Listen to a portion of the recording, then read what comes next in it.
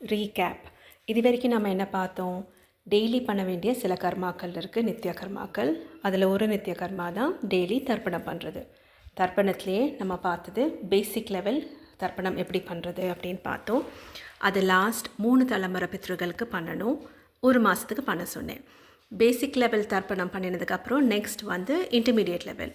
அது லாஸ்ட் 21 தலைமுறை பித்ருக்களுக்கு பண்ண சொன்னேன். 2 மாதத்துக்கு பண்ண சொன்னேன். ஸோ அதுதான் நம்ம இது வரைக்கும் பார்த்தது. இன்டர்மீடியட் லெவல் பித்ரு தர்ப்பணத்தோட கண்டினியூவேஷன்.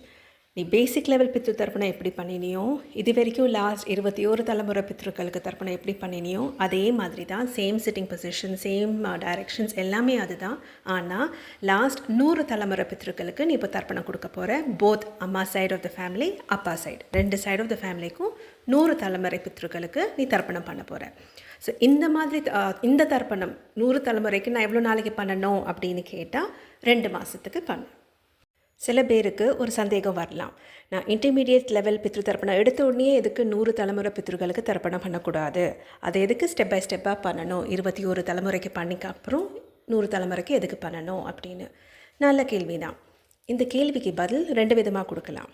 ஃபர்ஸ்ட், உனக்கு கடவுள் மேலே இருக்கிற நம்பிக்கை ஜாஸ்தியாக இருந்ததுன்னா, அதாவது எது நடந்தாலும் என் நல்லதுக்கு தான், என்னால் அதை ஏற்றுக்க முடியும் அப்படின்னு ஒரு மனபலம், ஒரு மென்டல் ஸ்ட்ரென்த் உனக்கு இருந்ததுன்னா நீ எடுத்த உடனே 100 தலைமுறை பித்ருக்களுக்கு தர்ப்பணம் பண்ணலாம்.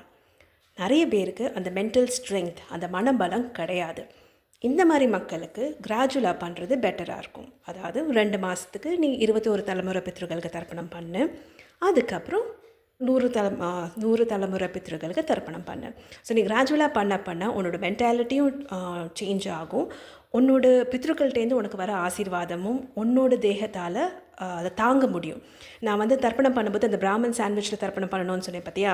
தர்ப்பணம் பண்ணுறதுக்கு முன்னாடி ஓம் தத்சத் பிரம்மார்ப்பணமஸ்து, தர்ப்பணம் பண்ணினதுக்கப்புறம் ஓம் தத்சத் பிரம்மார்ப்பணமஸ்து.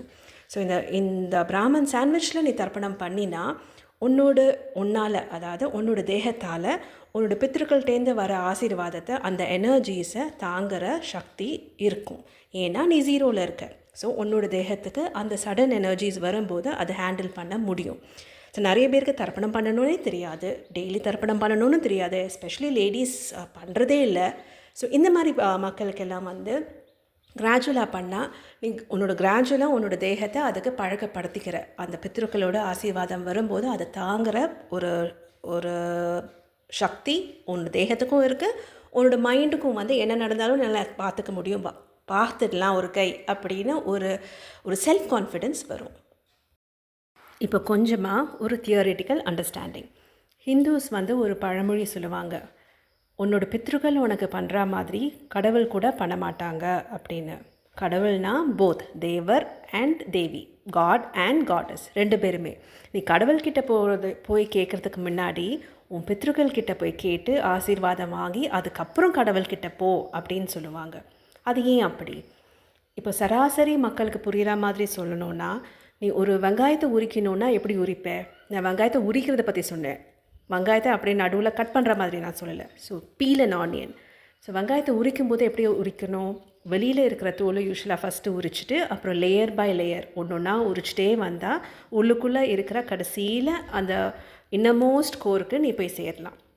ஸோ அதே மாதிரி உன்னோட ஜெனட்டிக்ஸ், உன்னோட டிஎன்ஏ, உன்னோட ஜீன்ஸ் உன்னோட பித்ருக்கள்கிட்டேருந்து உனக்கு சேர்ந்துருக்கு. ஸோ அந்த ஜீன்ஸ் யார்கிட்டெல்லாம் தான் இருக்கோ, யார்கிட்டேருந்தெல்லாம் உனக்கு சேர்ந்துருக்கோ, நீ அவங்கக்கிட்டேருந்து ஆசீர்வாதம் வாங்கினதுக்கு அப்புறம் தான் உன்னால் ஆன்மீகம், அதாவது ஸ்பிரிச்சுவாலிட்டிக்குள்ளே காலடி எடுத்து வைக்க முடியும். எஸ்பெஷலி அகோரா. நான் சொல்கிறது ட்ரூ அகோரா. நான் இந்த அகோரான்ற பேரில் நிறைய பேர் என்னெல்லாமோ பண்ணுறாங்களே, நான் அதை பற்றி சொல்லலை. ட்ரூ அகோராக்குள்ளே உனக்கு என்ட்ரி வேணும்னா உன்னோட பித்ருக்களோட ஆசீர்வாதம் இருந்தால் தான் உன்னால் அகோராக்குள்ளே என்ட்ரு ஆக முடியும். அப்படி இல்லைன்னா நீ என்ன தான் தலைகிழ நின்னாலும், நீ என்ன தான் எத்தனை ஜென்மம் எடுத்தாலும் உன்னால் அகோராக்குள்ளே என்டர் ஆக முடியாது. அது ஃபேக்ட்.